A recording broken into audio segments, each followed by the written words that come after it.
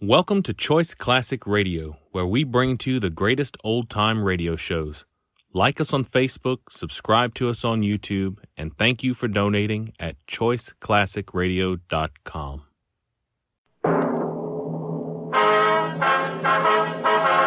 Sound off for Chesterfield. Chesterfield, low in nicotine, highest in quality, best for you. Chesterfield brings you Dragnet.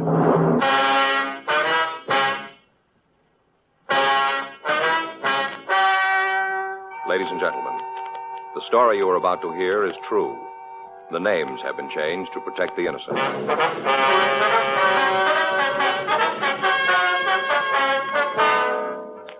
You're a detective sergeant. You're assigned to forgery detail. For the past 6 years, a forger has been working in your city. The victims describe the suspect as a woman. Her M.O. is simple, but it continues to work. Your job, stop her. Smokers by the thousands are now changing to Chesterfield. No wonder. More and more smokers are learning this fact for themselves. Chesterfield, low in nicotine, highest in quality.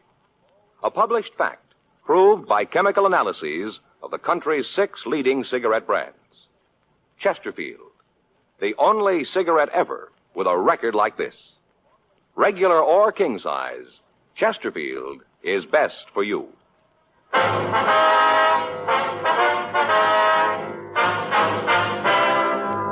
Dragnet, the documented drama of an actual crime. For the next 30 minutes, in cooperation with the Los Angeles Police Department, you will travel step by step on the side of the law through an actual case transcribed from official police files. From beginning to end, from crime to punishment, Dragnet is the story of your police force in action.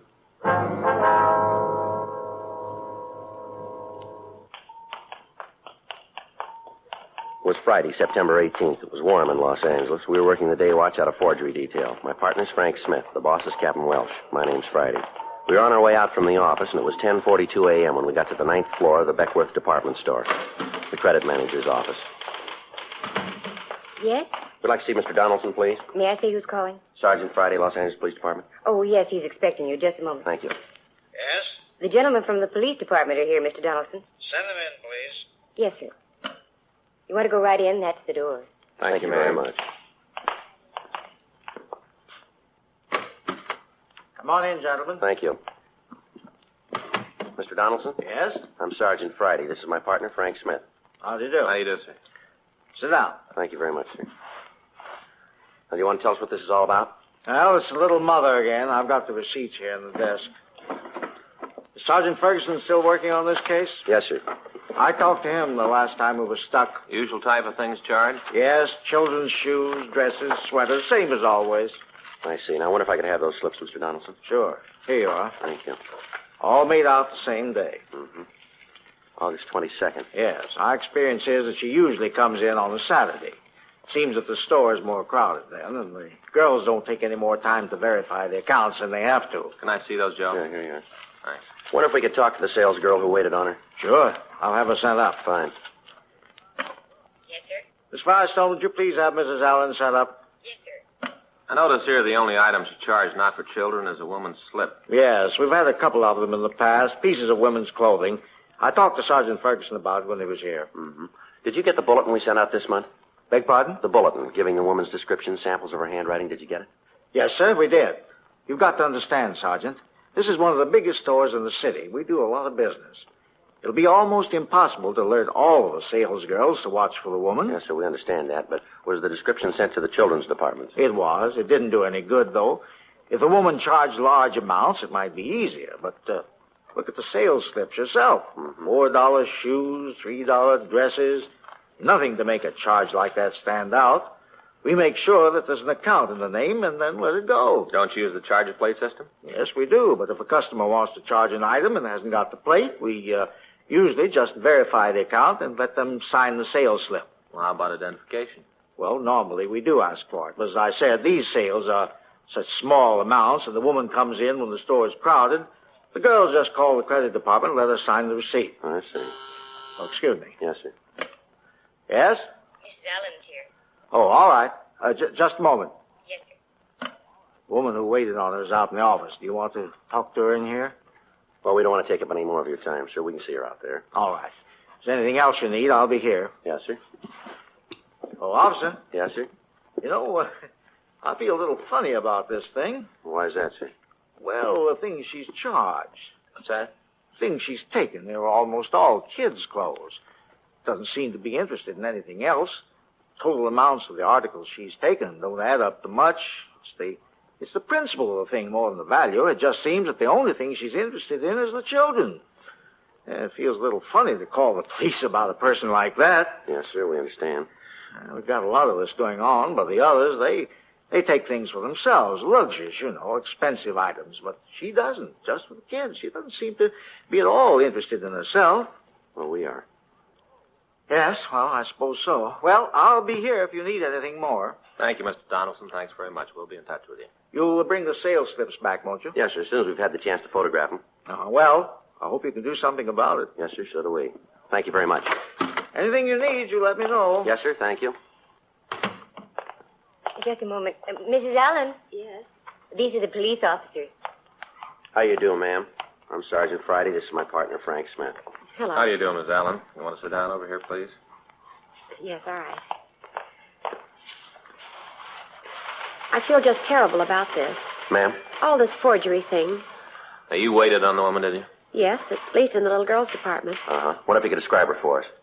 Well, she was a little woman. I'd say a 10. How's that again, ma'am? A size 10. Oh. 5'1", about 105 pounds. Cute as a button. Mm-hmm. Did she have the children with her? No, she didn't. I thought it was a little funny at the time, but as I say, we were so busy with the school rush that afternoon that none of us girls had a chance to really think about anything. Yes, ma'am. What color hair did she have? Kind of sandy color. Guess you'd call it a blonde. Wore it up in a bun.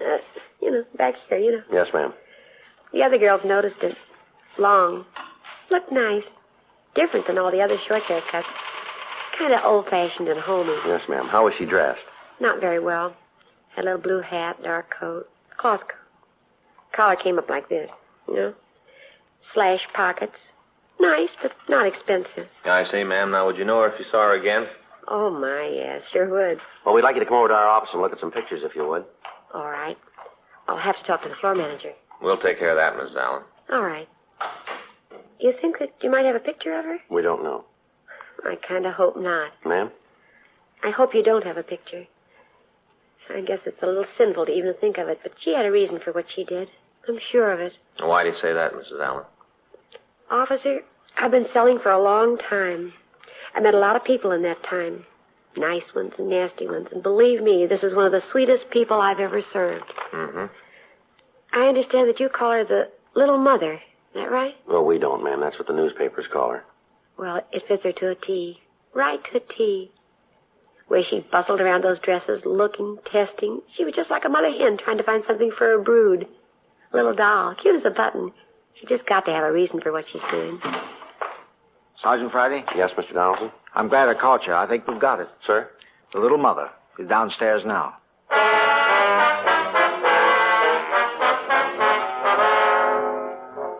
For the last 6 years, the same woman had been operating in the downtown department stores. During that period, she'd forged a total of $1,300 worth of merchandise that we knew of. Because of her M.O., there was no way of telling how much more had gone undetected. The operation was a simple one.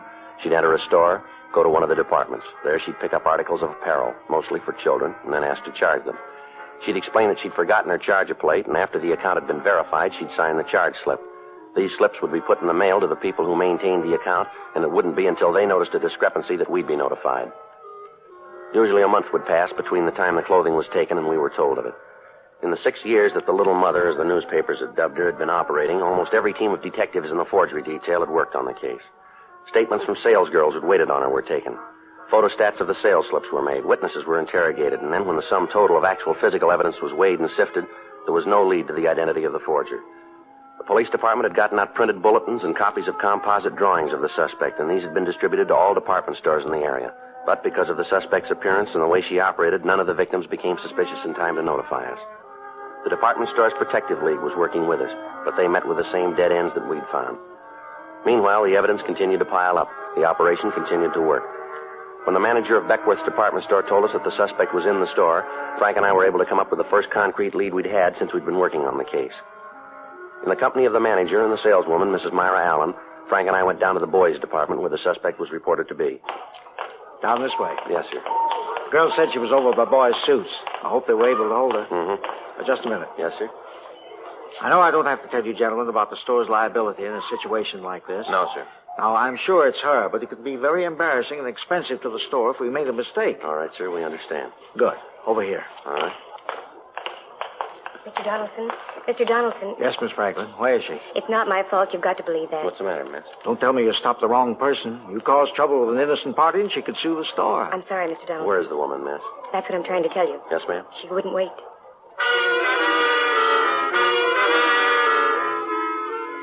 A quick search of the immediate vicinity in the store failed to turn up the suspect. The department store security staff was notified, and a watch was put on all of the doors.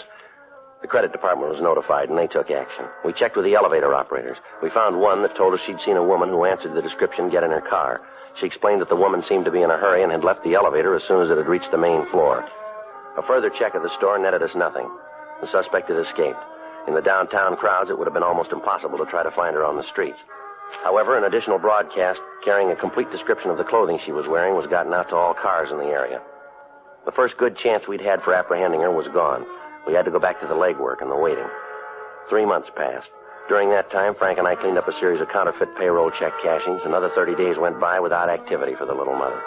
There were 4 new sales slips added to the file, but when the leads resulting from these were checked out, we were no closer to her than we'd been 6 years before. Thursday, December 17th, 12:55 p.m. I checked into the office. Joe, that you? Yeah. What do you got? Oh, just talked to Skipper. Yeah. Got a couple of more beefs about the little mother. When did they come in? This morning. Where are they? Don Myers got them. He's checking the handwriting. Well, how about the names she used? Wait a minute. I got them here in my book. There they are. Mrs. Norris Farrow, Mrs. James Slagle, I guess it is, and Mrs. Ross Neiman. I called the stores and got the information on these people. Did you talk to them? Yeah. Asked all the routine stuff.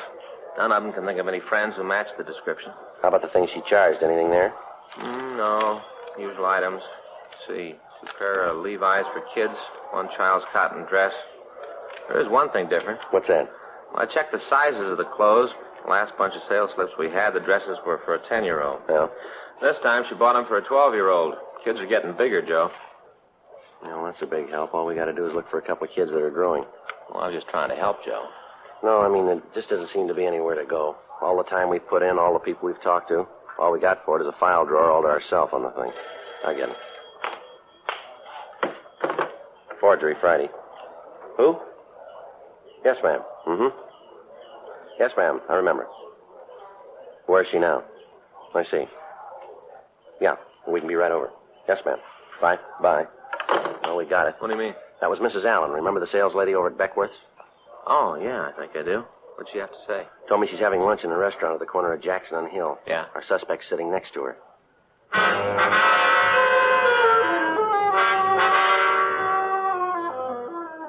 1:02 p.m. We checked out of the office and drove over to the restaurant. It was located at the rear of a large drugstore. When we came into the place, Mrs. Allen met us at the entrance. She took us back down the counter and pointed out a small woman sitting on the last stool. That's her.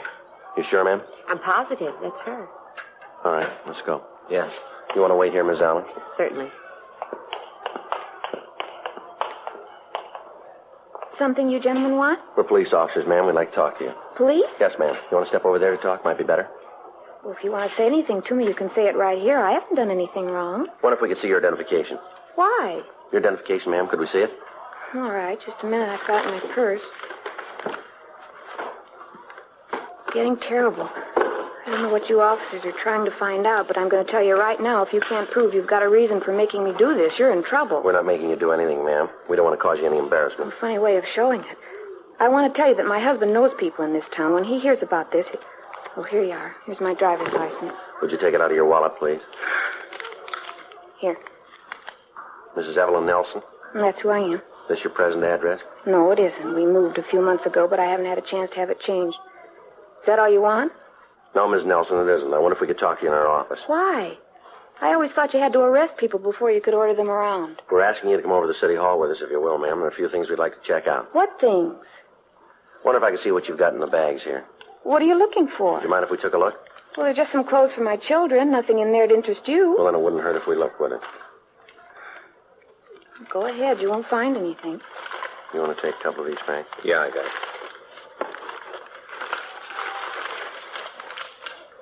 Well, what about it? Did you find anything wrong? Maybe a gun? No, ma'am, but I wonder if you could explain this. What's that? This charge slip here, signed by Mrs. Ross Neiman. Well, certainly that was probably in the bag when I bought the things. I don't know anything about it. All right, Miss Nelson. Afraid we're going to have to ask you to come with us. On what charge? Suspicion of forgery.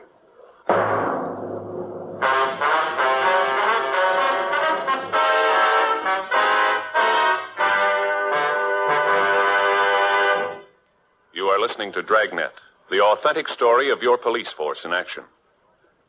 At cigarette dealers, in vending machines, at supermarkets and stores coast to coast. Chesterfield, please. Smokers by the thousands. Yes, smokers by the thousands are now changing to Chesterfield, the only cigarette ever to give you One, proof of low nicotine, highest quality. Chemical analyses of the country's 6 leading brands confirm that. 2, the only cigarette ever to give you this proven record with smokers. Again and again, over a full year and 1/2, a group of Chesterfield smokers have been given thorough medical examinations. The doctor's reports are a matter of record. No adverse effects to the nose, throat, and sinuses from smoking Chesterfield. A responsible independent research laboratory supervises this continuing program. Chesterfield, the only cigarette ever with a record like this. Chesterfield, best for you.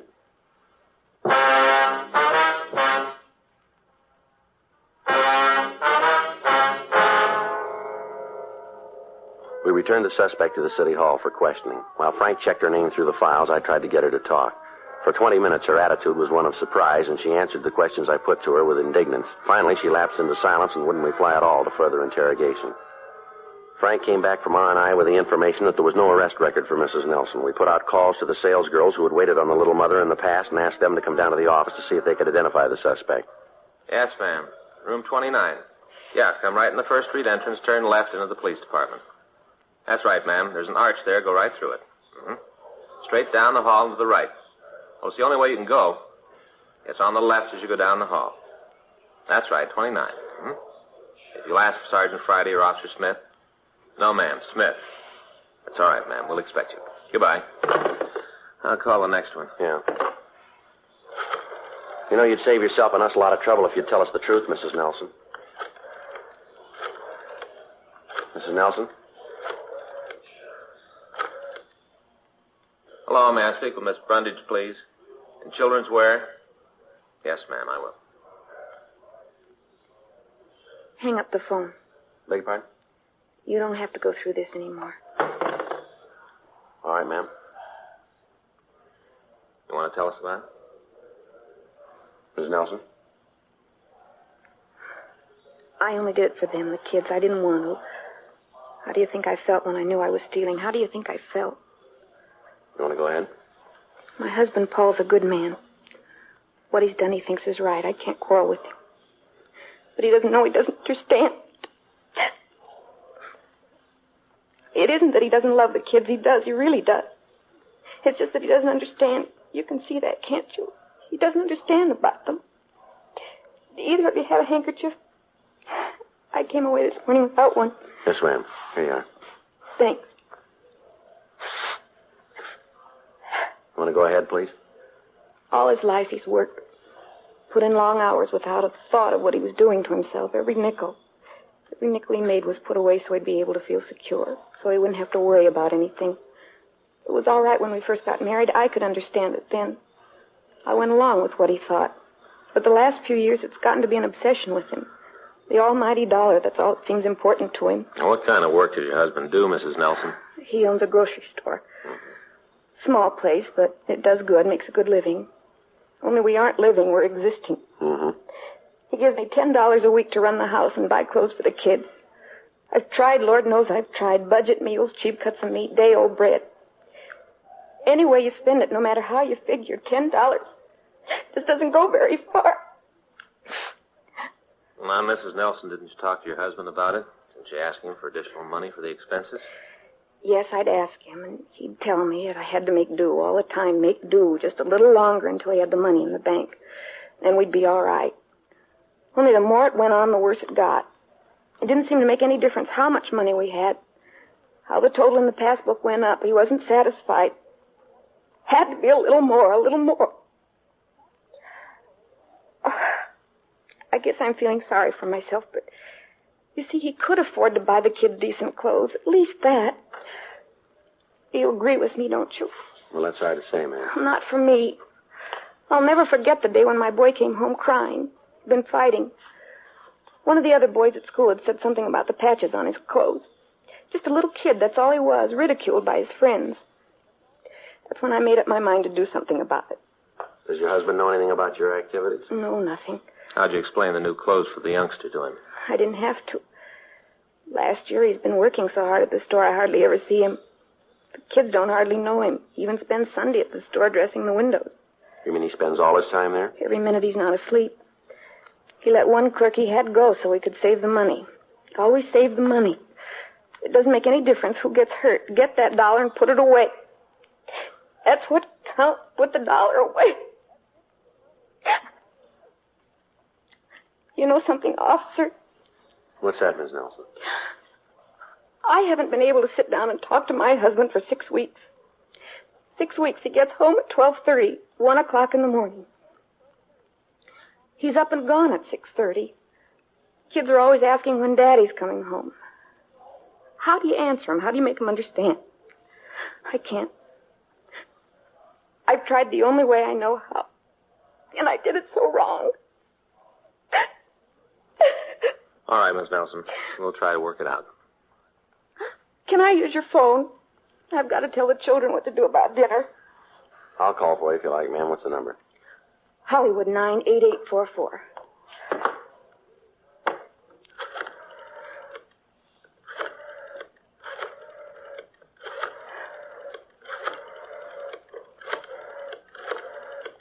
Where's your husband now, Miss Nelson? At the store, I guess. You're going to call him? I think we should, ma'am. Let him know what's happened. I guess so. Somebody's got to take Hello, care of the I'm kids. calling for Mrs. Nelson. I wonder if I could speak to her son. This is Sergeant Friday, Los Angeles Police Department. Who? Yes, no, she's down here now. Room 29. All right, fine. Was that my boy? I wanted to talk to him. No, ma'am, that was your husband. He's on his way down here.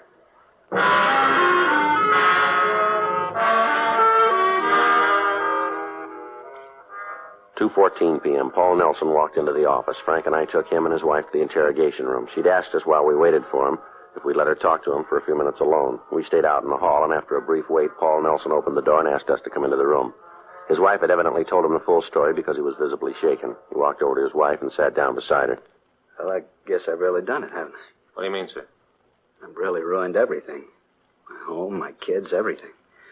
All the time it was happening, I never knew it, never had an idea. Don't blame yourself too much, Paul. But I should have known. I should have seen it myself. Even when you tried to tell me, I was too busy to see it, too wrapped up with the business. It wasn't for me, Paul. It was for the children. It doesn't make any difference who it was for. I'm the one who caused it. I'm the one. It's my fault. I'm sorry, Evelyn. How can I ever make it up to you? Don't think about that now, Paul. It won't do any good. What's been done can't be changed. How about it, officer? Sir? What happens now? Well, your wife is going to be given a preliminary hearing. She'll have the chance to plead guilty. If she does, the court will decide what to do. What's the punishment for what she's done? Well, according to Section 473 of the Penal Code, it's imprisonment in the state penitentiary for 1 to 14 years or for not more than a year in the county jail. Is there any way out of it? What do you mean? Any way of getting Evelyn out of it? If I went to the judge and told him why she did it, if I told him it was my fault, would that make a difference? I don't know. I'd be up to the court. But I could try. Yes, sir. If I paid the money back for all the things she's taken, I can afford it. I could go to the stores and pay him. Maybe they'd feel different then, huh? I could make it up to him. Everything would be all right. Well, it's been going on for 6 years, you know. But if I did pay the stores back, it'd make it up to him, wouldn't it? Maybe, but how about your wife? What? How are you going to make it up to her?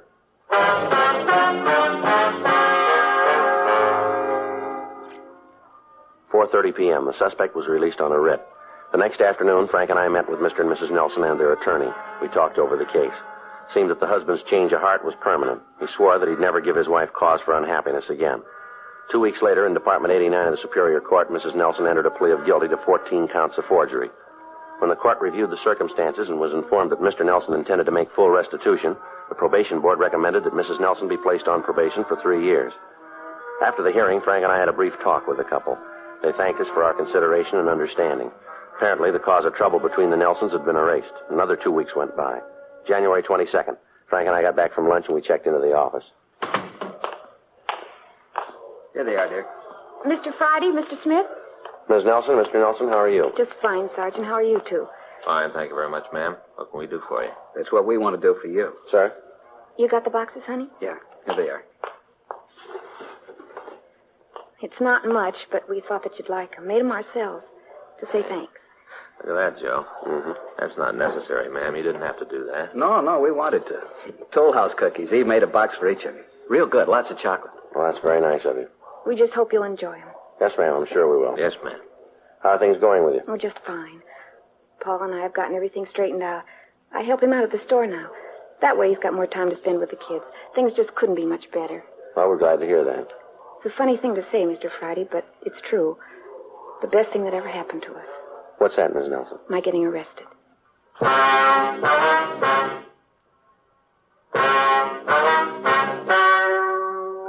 story you have just heard is true. The names were changed to protect the innocent. On January 8th, a meeting was held in the county probationer's office in and for the county of Los Angeles, state of California. In a moment, the results of that meeting. Now, here is our star, Jack Webb. Thank you, George Fenneman.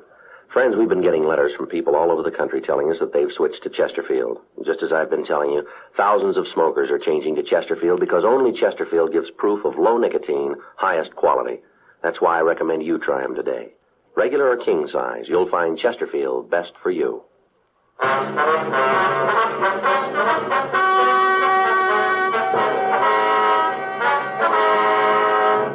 At the end of 3 years, Mrs. Evelyn Margaret Nelson had fulfilled the requirements of her probation, and the case was officially marked closed.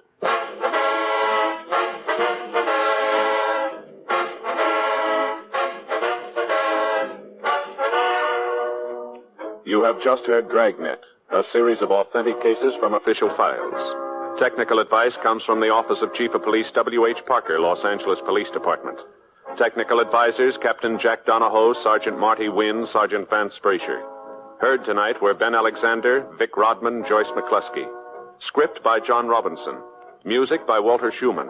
Hal Gibney speaking. Watch an entirely new Dragnet case history each week on your local NBC television station. Please check your newspaper for the day and time. Chesterfield has brought you Dragnet, transcribed from Los Angeles. Have you tried new cork-tipped Fatima? It's the smooth smoke. Here's why. New Fatima tips of perfect cork, king size for longer filtering, and Fatima quality for a much better flavor and aroma. Remember, Fatima has the tip for your lips. Try new Fatima. See how smooth it is. Fatima is made by the makers of Chesterfield, Liggett & Myers, one of tobacco's most respected names.